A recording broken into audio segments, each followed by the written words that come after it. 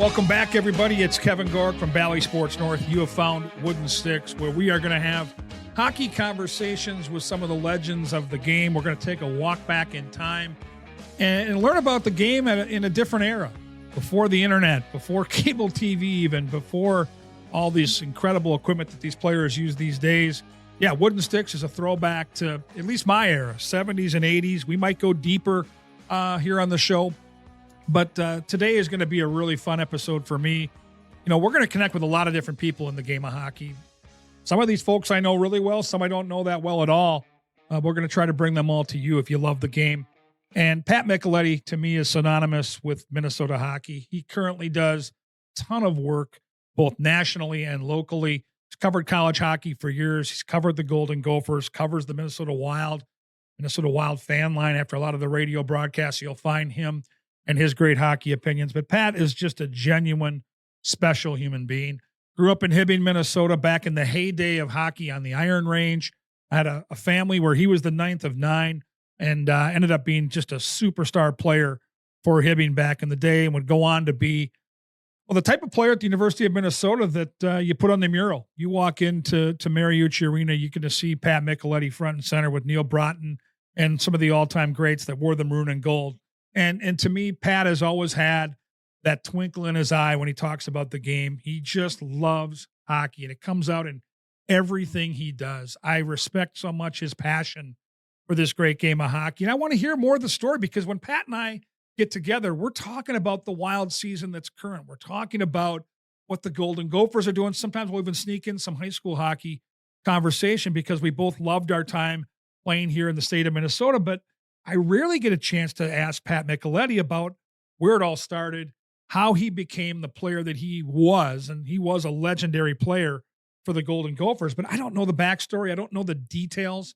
I get a chance to bump into his brother, who's a tremendous broadcaster with MSG out in New York, and Joe's awesome, and I get a chance to visit with him every time I see him along the way. But I've never heard the backstory of his mom and dad and growing up, fighting for food, trying to figure out where to sleep in a tiny house in Hibbing, Minnesota, and how that house could produce just multiple star athletes along the way, and just great people. Bottom line is, when you meet any of the Micheletti family, they're just solid human beings. So today's going to be a fun episode for me. I'm really looking forward to connecting with Pat Micheletti. I think you're going to love some of the stories that Pat will bring out. It'll take you back to a time in the 1970s when hockey was just different. The state tournament was just a little bit bigger. The world was probably a little smaller, but it made events like the Minnesota high school hockey tournament just seem a little bit bigger. And Pat Micheletti has some wonderful stories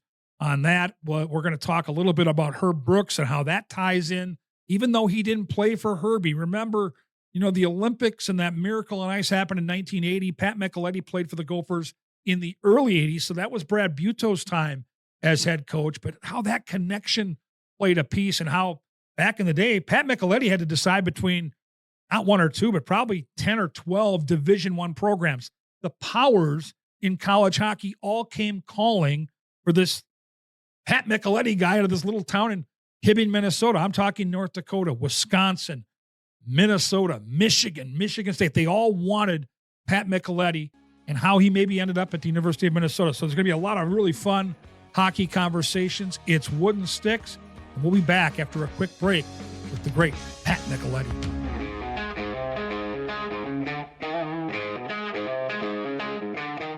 Kevin Gork back on Wooden Sticks. Looking forward to this conversation with one of my dear friends, Pat Micheletti. We'll get to learn all about Hibbing hockey back in the 70s, setting all kinds of scoring records in the 80s for the Golden Gophers at the U of M. And then we'll put Pat Micheletti through the hat trick hot seat at the end of our conversation. Mick Tockett, great to be with you here today. Once you got in touch with me, I was so pumped. And, I always love our conversations. So many stories, so many great things to talk about. Well, in this market here in the Twin Cities, so many people know that voice, synonymous with college hockey, Golden Gopher hockey, Wild hockey on Wild Fan Line. But you and I, we talk all the time about current hockey, about, whether it's the Gophers, whether it's the Wild, the state tournament. But I don't think we've had a ton of time to converse about the Pat Micheletti story. I mean, I know a lot of it because I grew up in the 70s and 80s, but I think for our listeners, they get your opinion on a lot of the teams that are currently playing, but we don't always get to tap into Hibbing, Minnesota, 1970s, 9 siblings in your family. Just take us back in time because, Wooden Sticks to me, this podcast is all about going back in time. And, we're going to get into the equipment you first used, and you were an offensive force wherever you played. But let's go back to where it all started in Hibbing, Minnesota. How did that set you up to be the broadcaster you are now, but the hockey player you were back in the day? I tell you what, it all starts with my siblings, my brothers, who taught me tough love, who showed me the ropes, who showed me how to act, how you're supposed to act. All of those things. I literally, without my brothers showing me the way, and my sisters, because I'm the 9th of 9.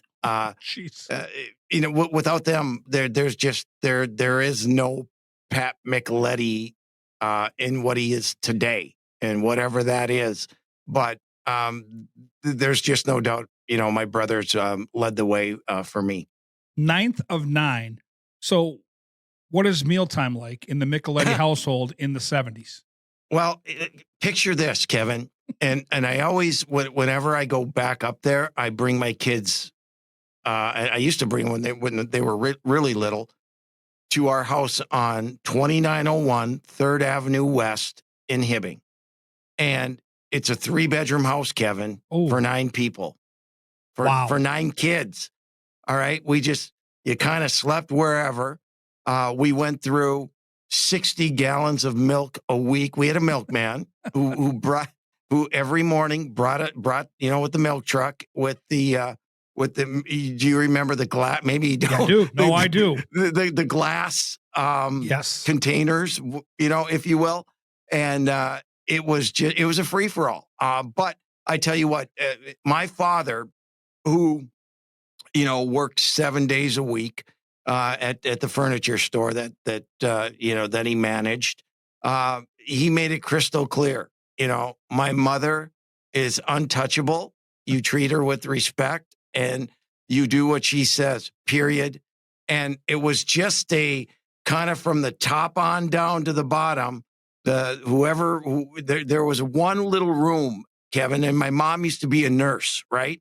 At the Mayo Clinic and St. Mary's in Rochester. And I don't know how we obtained this, but we had one of those crank up hospital beds.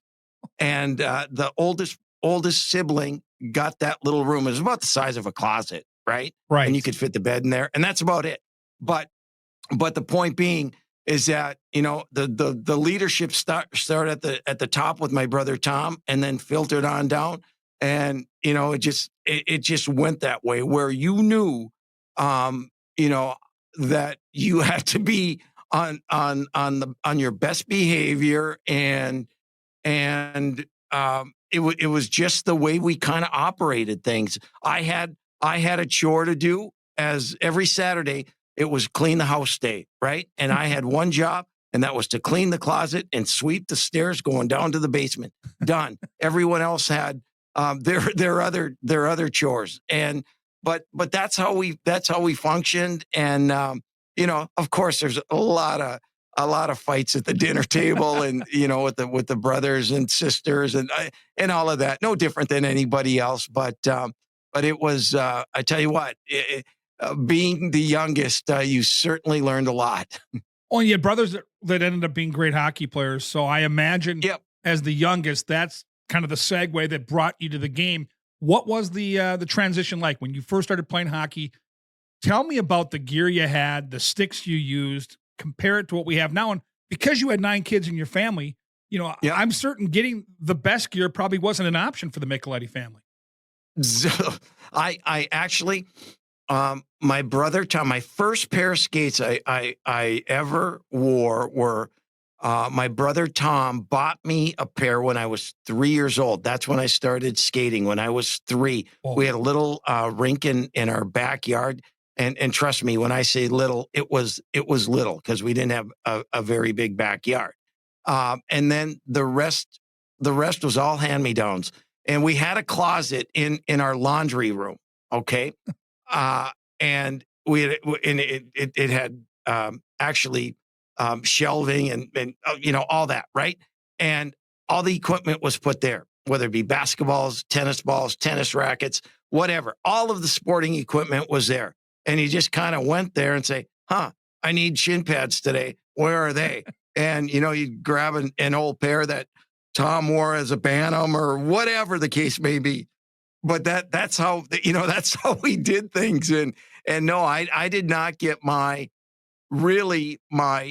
stuff that was bought for me until I was like a peewee, a Bantam, something like that. Other than that, it was whatever we have, you're wearing it. And whether it was too big, too small, that's how it was. And, and you mentioned, when you're feeding 9 kids and then putting some through school, through college as they went off on their way. Luckily, Kevin, most of my family was able to get hockey scholarships. We only had one of my brothers went to North Dakota and played football, walked on, and whatever. But the rest of us were all lucky enough to get scholarships. And I think of Hibbing, Minnesota at that time, and the hockey that was played in that part of Minnesota and how good it was. So by the time you get to high school and you've watched some of your brothers come through and become big time players, there's some expectations there, Pat. There's some expectations that you've got to live up to. For a young man, is that transition kind of unfolded? What was it like for you? Well, it was hard because, even though, Hibbing is the biggest city on the range population wise, it was back then. But and in 1973, my brother Joe, and this is a great story, Kevin, and a lot of people don't remember what happened. But in 1973, Hibbing lost to International Falls in the Section 7 finals. So automatically, I should say region, because they didn't call them section back then. That's right. Region. Okay. So Hibbing loses to International Falls. International Falls was a power back then, and more so than Grand Rapids. It was Hibbing and the Falls back in the early 70s. And then, so what happened back then was there was what was called a backdoor game. Yes. So the loser of, and I believe Hibbing ended up playing Thief River Falls. They lost to Bemidji in their region final. And so Hibbing ended up playing Thief River Falls in that game to have the right to go to the state tournament. It was the back door is what they called it back then. A second chance, right? It was like a second chance. It was a second teams. chance. Yes. Where do you get? And then they eventually got rid of that. And then Hibbing in their first game, well, they faced the section or the region final, Bemidji, coached by Chuck Grillo, and Hibbing upsets them. And then in the semifinals, they play International Falls, and Hibbing upsets them. Oof. And then in the championship game, Hibbing played a team that no longer exists, and that would be a Ramsey. Yeah, it was Ramsey. Alexander Ramsey. Yep, is what. Remember them? I do. Right by outside of Roseville, and they beat them. And in that tournament, my brother Joe had 8 goals and 3 assists in that tournament. They scored, his line in that championship game scored 3 goals in 23 seconds. Jeez. 3 goals in 23 seconds. It's got to be a record that will never be broken. Yeah, it was, so those are the memories that really come back to me. And that was my first time ever in Minneapolis. My parents, I begged and pleaded for them to take me down, right? I mean, we've got a bunch. Who are you going to take, right? And I said, yeah, I got to be there. And I remember watching from the Met Center, and we stayed at the Marriott, right? Yes. Right, You walk right there, right? You're right the Met next Center door. was the greatest. I don't have to tell you the Met Center was the greatest. It was. But watching that tournament and something like that just fuels your drive to want to get there someday. And I was only 11 years old at the time, 10 years old. And, I was 9 or 10 at the time. And, it was the biggest thrill of my life. I'll never forget it. My first trip to the state tournament. So I'm trying to do the math. This is probably a little later in the 70s. And my dad took me down in the morning to go to the early sessions. And I walked into the St. Paul Civic Center with the bands, the cheerleaders, the student sections, the clear boards. And I hate to put it this way, but it was like crack cocaine. I was a little kid. My eyes were wide as saucers. And I was like, this is heaven. Like this is hockey heaven. And so the deal I made with my dad was every single year on that weekend, if I was halfway decent in school, wasn't in trouble, he'd take me to the games on Thursday. We'd go to Gallivan's and hang out with all his old golf pro cronies in between the sessions and then go to the night session. It was more important than any other date on the calendar. Christmas, birthday, none of it mattered to me. But and then I knew as a young hockey player, I was going to do whatever I had to do to get back there, Pat. That was all I cared about. Yeah, I've got a great story for you that, growing up in small town Hibbing, you have nothing to do, right? I mean, there's not a ton of things to do. So you're either, you're on the outdoor rink or playing, basketball, whatever. You just had to keep busy. Well, I used to, I lived at the rink, right? And in the summers, the other schools around the Iron Range, Hibbing was the only one that had ice during the summer. So Eveleth would rent the ice, Grand Rapids, Virginia. And so during the summer, I just hang out there. And a lot of times guys don't show up, right? I don't want to make the drive tonight. So they would need players and, just to come out and, so they'd have enough to scrimmage. And so I was always there and they'd say, hey, you want to come out? Sure. And I'd be playing with high school kids, right? And whether it be, Mark Pavlich, right? Mark Pavlich taught me the game. He taught me the game, because when Eveleth would come over, they would need guys all the time. And then he'd show me, okay, you might want to try this. You might want to try that. And then, Mark Pavlich was a stud, right? Yes. And so you just learn from that. And then I get to know all these guys, right? Whether it be the Rothstein family from Grand Rapids, the Pavlich, the Harringtons from Virginia, Hendricksons, all these people. Well, lo and behold, KG, because I got to know Bill Baker and Jim Jetlin and all of those guys from Grand Rapids. Gus Hendrickson was the coach. Mike Surdich was the assistant coach. And so they were the power in the 70s. They were, after Hibbing won in 73, it was all Grand Rapids. So I'm hanging around these guys, and the region final game is played in Hibbing before, 4,000 in front of 4,000 people. And, I was kind of their lucky charm. At least they told me that. And so they make it to state. Now I'm a Hibbing guy, right? Right. But I'm still young, little, what, and just kind of hanging around being a pain in the ass. And I said, hey, I got to come to the state tournament with you. Cool. And they're laughing and we got to get them. And somehow, some way, I was able to go down. I stayed with the team. I got to know Gus Hendrickson's son, who was my age. And he and I had, all right, you can stay with Gusty. His name was Gusty, Gus, and little Gus. And so I was with the Grand Rapids team. I think it was 1977, 78, somewhere in that time frame. The Halloween machine. I was their stick boy. Oh my god! On the bench, with the Grand Rapids Indians. Jim Jetlin with that mask. Are you kidding me? Yeah. Clafton was the other goaltender, and Billy Rothstein and Bill I mean, all these phenomenal guys, teams. And it was a blast. But I had to be there, and they wanted me there, and they took a little punk from Hibbing with them on their team bus to the state tournament that year. What a thrill. I mean, what a thrill. And it gives you, again, it gives you kind of you're kind of going behind the curtain a little bit and seeing, firsthand what it's like to watch these high school kids live out their dream. That state tournament at that time, I mean, it's always been big. It still is big, but there was something magical about the late 70s and early 80s with that state tournament.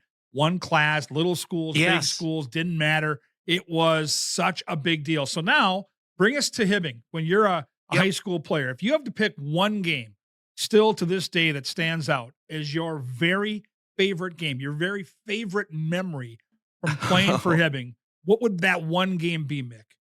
Well, there's a lot of them, but you got to remember, and as I alluded to, Grand Rapids was the power. Yes. And I was lucky enough, my line mates and I, the Hooper twins. So good. Were we played as freshmen. And for my freshman year, my sophomore year, my junior year, we lost to Rapids every year in the section final. And it was like, are we ever going to beat them? And finally, my senior year, in fact, I was a captain of that team. I don't know. Don't ask me why, but I was. And I remember, I'm like, I was thinking the day of the game, what do we got to do to change this? What do we have to do? So I went, it was the morning of the game, and we're in school, and I went to the principal's office and I said, hey, is it okay if I get everybody, our team? I want to talk to them. Is there, can you get everybody out of class? And so at about 10 o'clock in the morning, I got, Scott Sandlin and he was the alternate captain, and we had talked about this. And he let us do this. And I just went in there. I was like, guys, and Scott, same way, guys, this is it, man. We can't just be okay getting here. We got to get to the tournament. This is it. And I don't know if they'd helped that night, but we finally beat Grand Rapids, and they were loaded again, that year, like they are every year. And to this day, they still are. Where was that game at, Nick? Which rink was that section final in? It was in Hibbing. Oh, wow. It was, the fire marshal just said, whatever, and it was, I think there were close to 5,000 people in the building that night. And it was crazy. And, I don't even know if I scored in that game or not or whatever. It was the thrill of finally having the opportunity to make it to St. Paul. And we did. And, that was, that to me, individual, all that stuff, that didn't matter. I mean, we just, as a group really wanted to get there and get there for George Perpich, who won the title in 1952. That's how long he'd been coaching. Oh. And this was going to be his last year. And so we wanted to do it for Big George. And we did. And, what a great way. He retired at the end of that season. And, we sent him out in a good way. And Mick, to me, there's always been something magical about high school hockey in Minnesota. And the secret sauce to that magic is always section playoffs, specifically section finals. When you take a look at section finals, the crowds, to your point, are always jam-packed, especially the big games. And these kids come to the rink knowing that in the next few hours, one of these teams is going to see their lifelong hockey dream come to fruition. The other is going to see not only their season end, but for some of these kids, their hockey careers end. Everything, all the chips are on the table. The emotion involved with these games is second to none. And that's what keeps me coming back when it comes to high school hockey in Minnesota. We saw it already in the opening night of playoff hockey in this year's sections, where a team from St. Cloud goes up to Roseau in their building as the 7 seed and beats the 2 seed. There is just something that's extraordinary about section hockey in the state. And you and I are the same, where the state tournament was awesome. We ended up winning it. But to me, the night that I will never forget is the section final at the Met Center, Burnsville against John Marshall. Sean Podine scores 2 goals on me in the opening 6 minutes, and we're down to rip. It takes a goal from now Buffalo Sabres head coach Donnie Granato in the closing minute to win that hockey game. And otherwise, I never play in the state tournament. So it's extraordinary. I can only imagine in Hibbing. Now you're taking me back, right? Because we had to play the semifinal game at the Hippodrome in Eveleth, right? And we're playing against a really good Virginia team. Really good. Yes. And they took us to overtime. So the dream could have ended before we even got to the final. And a kid who hadn't scored a lot during the season ends up getting the game winner. He never went on to play. That was it. That was his Stanley Cup right there. And you know what? I mean, we are just, first of all, we were thrilled to win, but we were thrilled for him. And that's the stuff that just, is incredible. And I'm gonna tell you something how good the Iron Range was my senior year. Get this, KG. There were 16 players in the Iron Range Conference who went on to Division I that year. That's unbelievable. 16. And now if you get one out of the Iron Range, you're lucky. 16 in 1 year. And it's a perfect segue for me because, Wooden Sticks, we're trying to shine the light back on a different era and a different time. Yeah. And I try to explain to kids these days, and I had a chance to talk to Mike Luckcraft's Northfield Raiders over the weekend, get them pumped up for a section playoff run that's coming up here. What a job he's done with Northfield, and what a just a wonderful, wonderful person. And when I talk to kids, I remind them that back in our era, Mick, there was no internet, there was no texting. Like, we got an envelope in the mail that showed that the college was interested in us. So we know that you ended up on the mural at the arena where the Gophers play, at 3M Mariucci, whatever you want to call. So I want to know, if for a kid in Hibbing, how that recruiting process started. Was there mail? Were there coaches that came to you? And how did you end up being a Golden Gopher? Well, this is a really, I started getting mail when I was in 9th grade. And I remember getting my first piece of literature from Harvard.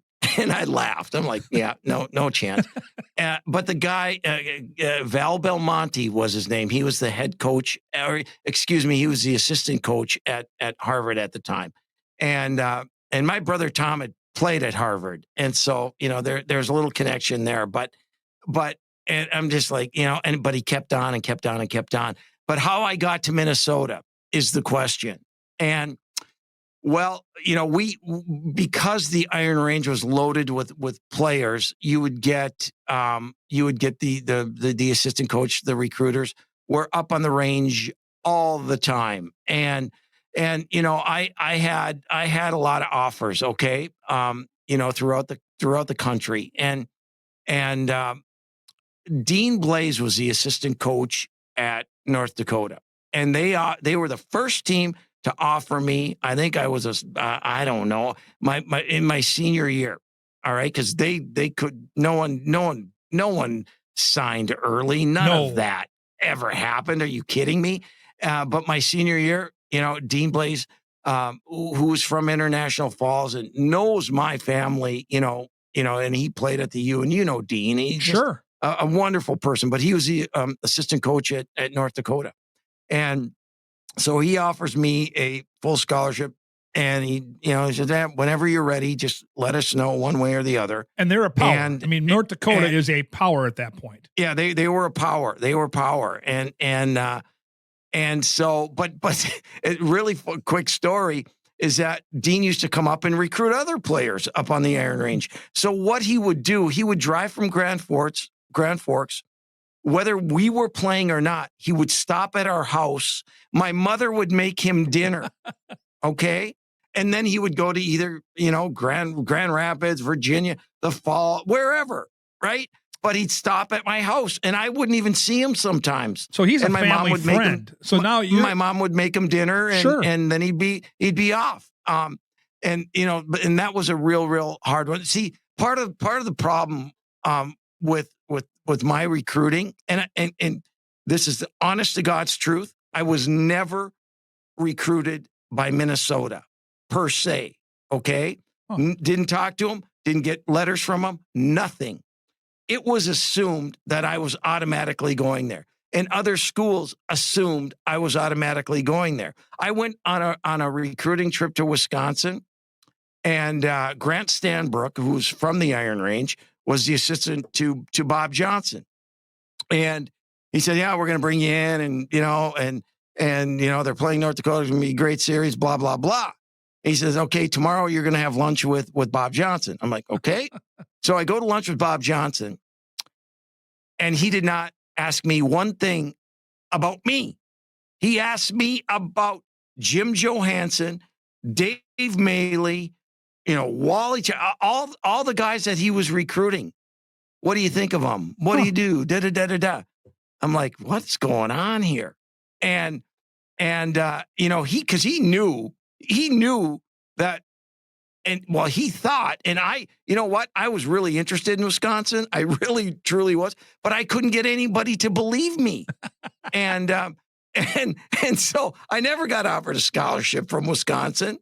And Duluth, same thing. Mike Surdich came to one of our games. We were playing Corey Millen and Cloquet, and they really wanted Millen, and they thought they could snatch Millen away from Minnesota. Because, Cloquet, so close to Duluth, all that. Mm-hmm. Well, we play Cloquet. They beat us, whatever. And after the game, Surdich is talking to Millen and da-da-da-da-da, and, giving him all the accolades and this. So he comes up to me after he gets talking to Millen, and he says, "Patrick," he says, "we're not going to recruit you. You're not coming here, so we're not going to waste our time." Wow. And I didn't even, and this is like, are you kidding me? Before you even had a chance to say no. I didn't even have a chance to say no. And so I'm waiting. We play in the state tournament. I still haven't committed to anywhere. Denver's waiting. Michigan State's waiting. Michigan's waiting, for an answer. I get nothing from Minnesota. Still? Nothing. And then all of a sudden, out of the blue, Brad Buto comes up to the house, and my dad, proud, he's got his two other sons that were captains and national champions there. Brad comes in our house, and he says, "Well, I have this much money left. I got to give Millen the full. I'm going to give you 3/4." And my dad looks at him, 3/4? Are you kidding? And then, so I'm like, oh, what do I do? He did promise me the rest of the 3 years, the remaining 3 years, I would be on full. So I, and my parents let me decide where I wanted to go. And, I've got nothing but full scholarships on the table. Oh. And so, it just, my love for the university, my experiences as a little kid with Herb Brooks, and listen, I had free access as a little kid to the locker room, to the bench, to wherever I wanted to go. And Herbie said, "This kid can go anywhere, so just leave him alone." And and that was it. I mean, he'd be ripping the team, and I was right there for all of that. But anyhow. I digress. I have to call Gino Gasparini who at North Dakota and tell him, I decided that I'm going to go to Minnesota. There are tribal. I called Gino Gasparini. I said, "Gino, I'm sorry. I'm going to Minnesota." And there was this click, and he hung up on me. That was it. He thought he had me. I thought I was going there. And then I, eventually just decided to go to Minnesota on a 3/4 scholarship. When you had all those full rides. Right. Yeah. Oh my gosh! But that's how my recruiting was. It was really really strange, to say the least.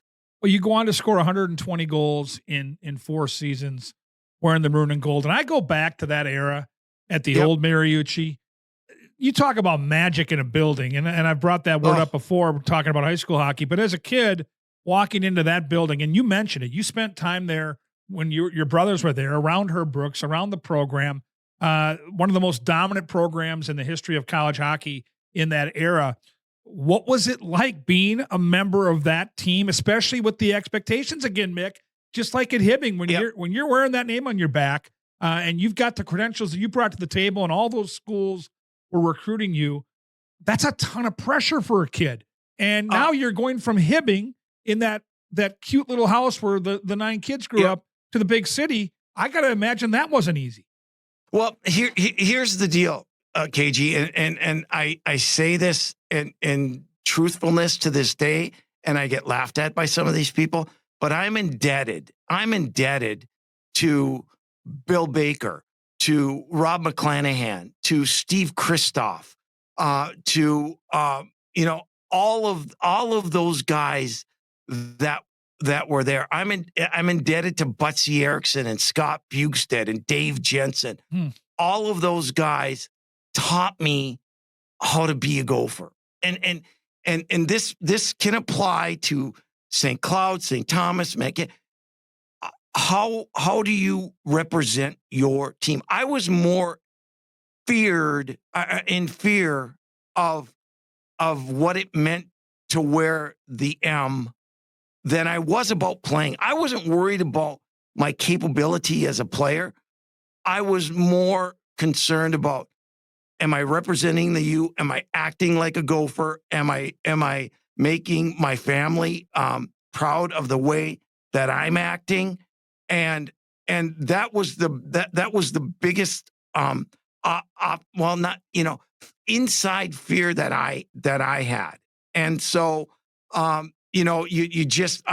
like I said, I tell these guys to this day, and Rob McClanahan laughs at me all the time. I said, I'm in awe of you. And I was in awe. I mean, that's all those guys went on to play in the 80 Olympic team, and, all of that stuff, and the relationship that I had with Herb Brooks and he had with our family. I mean, this is a guy, Kevin, who had found out that first my father passed away. He flies home from Montreal and drives up to Hibbing in a snowstorm to be at my father's funeral. Come on. He was somewhere else when my mother passed away. And he made the trek up to Hibbing to my mother's funeral. That's how close he was to my parents. And because my father, if you knew him, he wasn't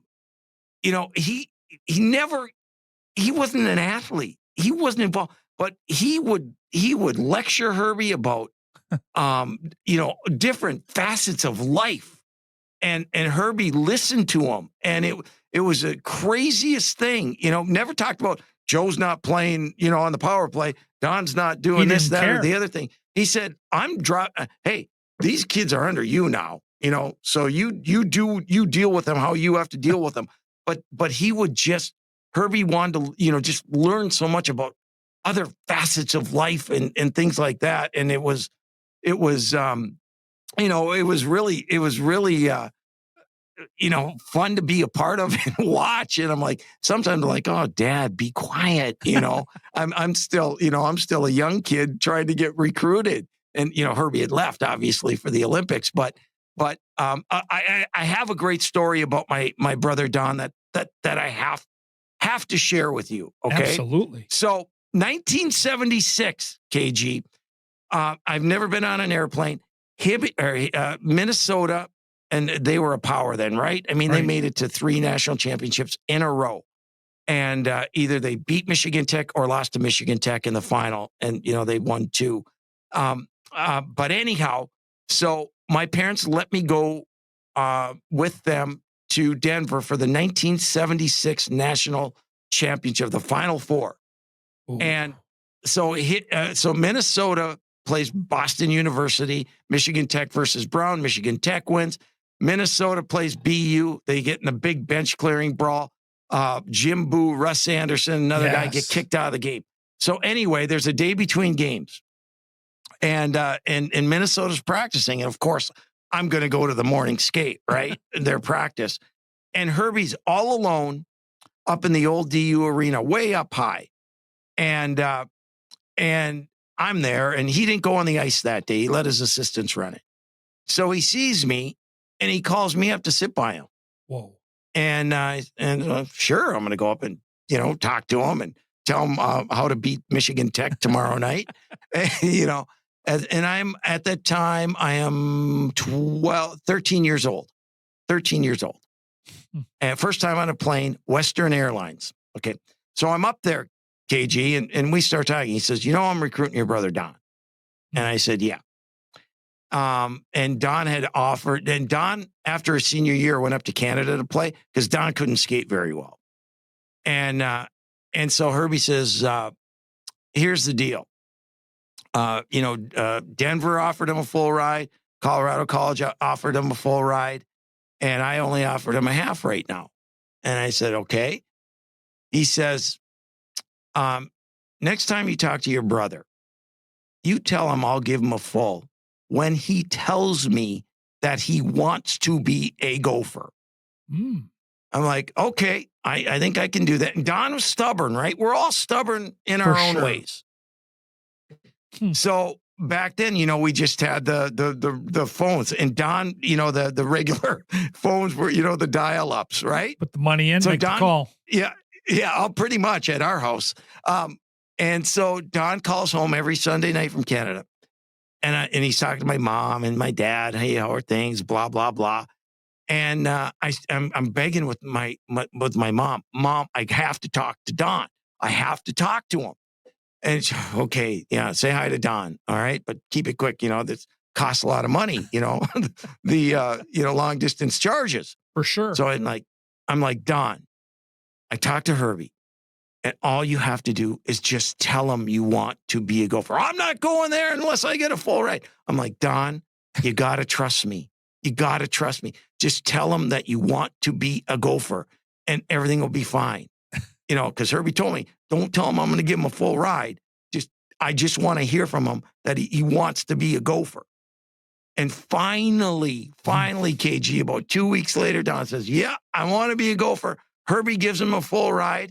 And, the rest is history. Your first negotiation. Man, it was, and I'm a 13-year-old kid and I'm trying to help recruit my brother to Minnesota. Oh my gosh. But the mind games, right? Those were the times I remember, my biggest, people ask me, what's your, most fun time at the U?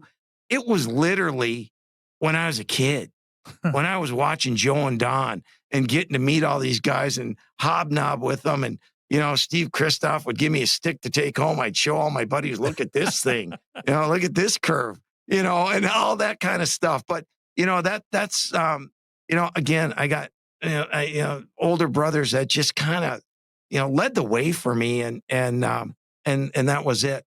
Awesome stuff, Mick. Awesome stories. I feel like now I have a different perspective. I knew that life in Hibbing was hockey centric, but just in the Micheletti household, this stuff is just delicious. I love it. But now you gotta take a chance here on the hat trick hot seat. I'm gonna put you through 3 questions. Mick, the beauty of this is there's no wrong answer. This is just from your heart, your passion, your favorite, whatever it is. So here comes the hat trick hot seat. We'll start with number 1 of 3. Mick, your favorite hockey movie to watch is what? A slap shot, 100%. Are you kidding? Okay, let me ask you this. And it's the favorite of a lot of people that are our age for sure. So when did you first get to watch it?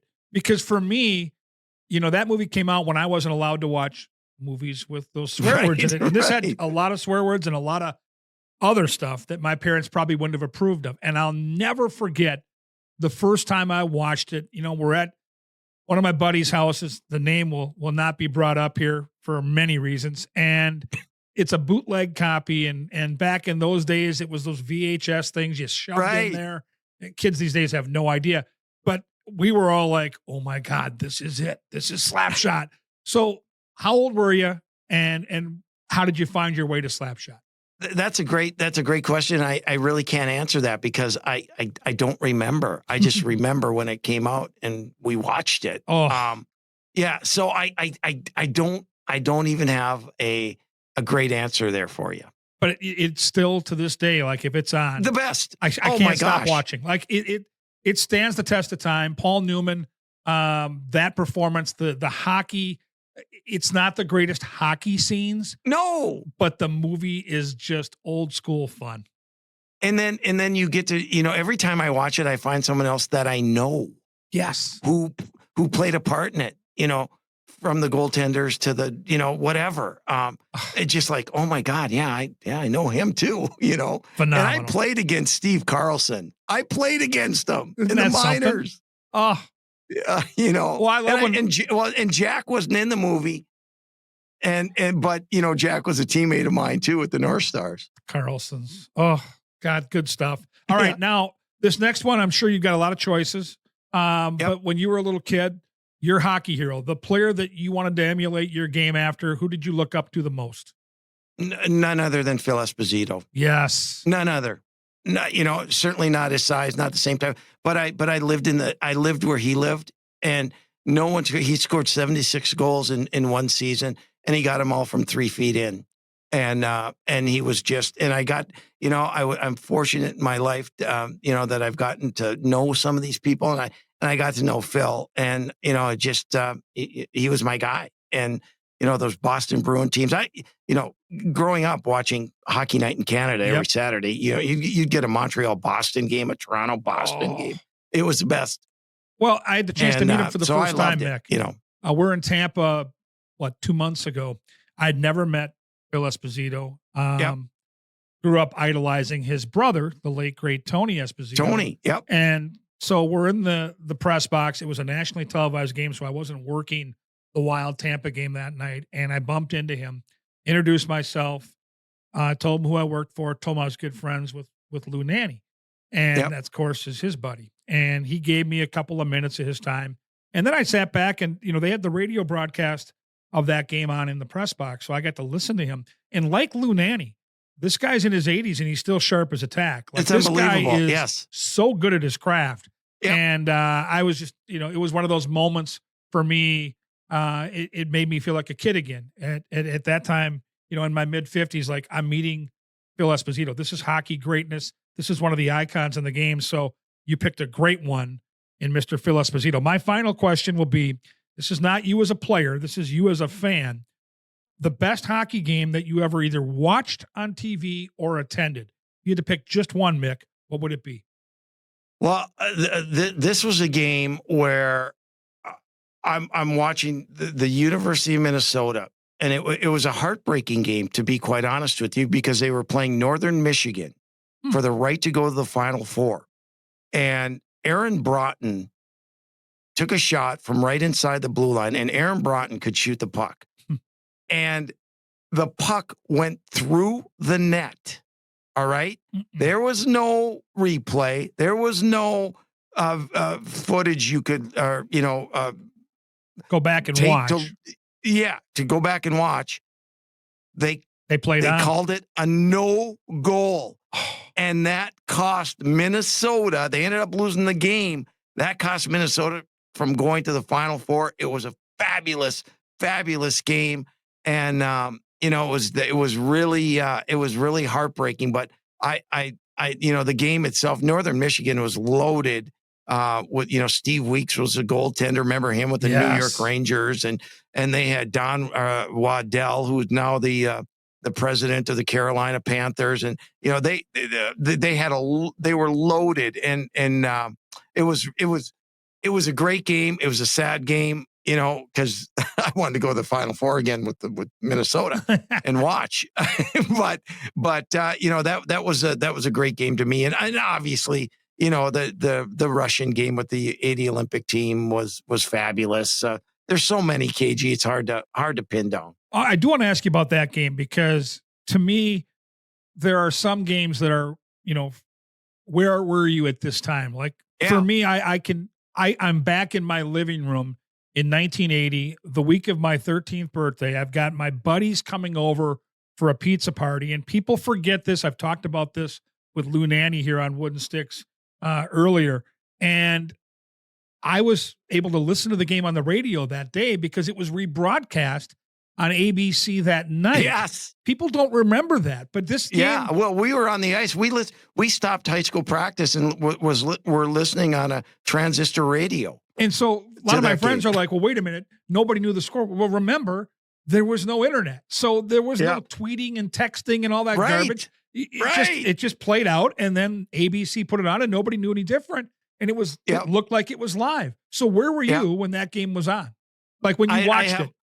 Yeah, I have one more for you that's kind of a tearjerker. It was to me anyway.